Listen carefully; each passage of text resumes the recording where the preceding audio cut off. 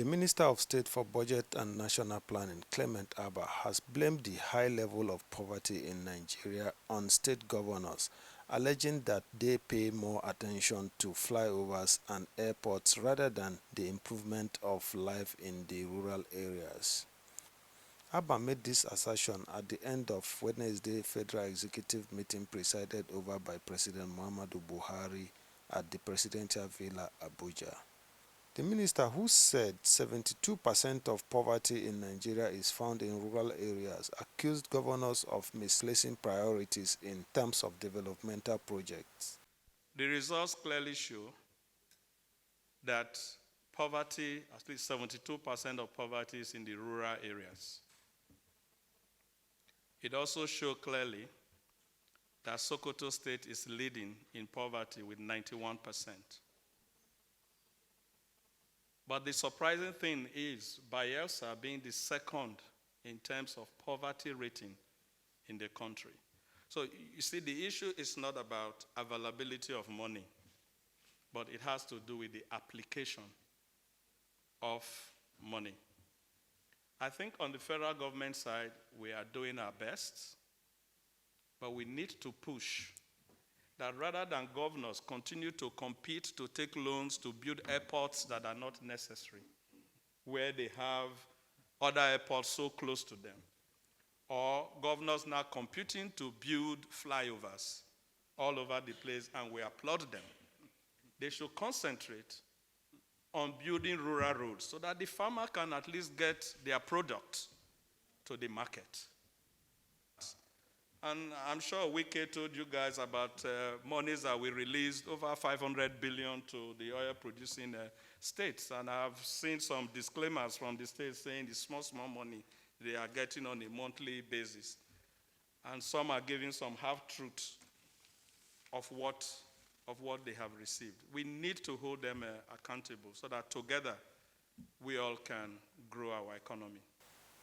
On his part, the Minister of Science and Technology and Innovation said Council approved the memo for the research and development of broadband technology that will result in cost-effective satellite system solution in rural Nigeria through a public-private partnership (PPP). The project was designed to meet Nigeria's aspiration to provide up to 90% of Nigeria with fast, affordable, reliable, high-speed broadband internet. And it's through one of our agencies, that's NASDA, National Space Research and Development Agency. And the concession period for the various types of PPP arrangement, and of course the one we decided to key upon is design, finance, build, operate, and transfer. And taking the due process, like I said, we have the ICRC, which is the agency that is responsible for the assessment, and of course, starting from the outline business case, and then you move on to the full business case. And after going to, of course, also seeking the necessary clearance that we need, even from the National Security Advisor and other agencies that we need to get their buy-in before going to town. So the concession period is for 15 years, and what government stands to benefit in terms of revenue within this concession period is well over 1.34 billion naira, after which the whole project will revert to the government of the Federal Republic of Nigeria. And it's a way, like I said, complementing what the Ministry of Communications and Digital Economy is also doing, so that we can reach the underserved and, of course, the rural communities in particular. So essentially, that's what the memo is all about, and we're happy to know that this memo skills. Meanwhile, the Federal Executive Council also approved a memo mandating the use of mother tongue in Nigeria education system. The memo on national language policy, which has been approved. So Nigeria now has a national language policy. The policy document is here, and if I will have to tell you one highlight is in it, government has agreed now instruction in primary school, the first 6 years will be in the mother tongue. In principle, it has been agreed, but I know implementing it will require a lot of work to develop the material, to teach and get the teachers and so on. But the policy has been approved. Mother tongue is mother tongue. There are 625 languages in Nigeria.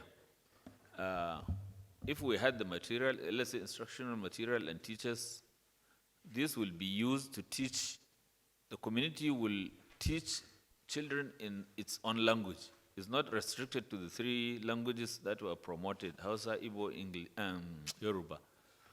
Mother tongue is mother tongue. So when the policy is fully operational, each locality will teach students in primary 1 up to 6 in their own mother tongue, because research has shown that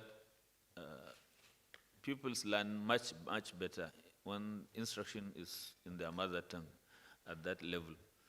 But even at that time, while they are getting instruction in their mother tongue, they will be taught other Nigerian languages of their choice, and then they will be taught the international languages at certain stage, English, French, Arabic, and so on. So mother tongue is mother tongue. Don't think when we say mother tongue, it means people will be taught in Yoruba, Hausa, and Igbo only. The Federal Executive Council also received a report about Nigeria's 2.25% economic growth in the 3rd quarter of 2022. Page TV News, Abuja.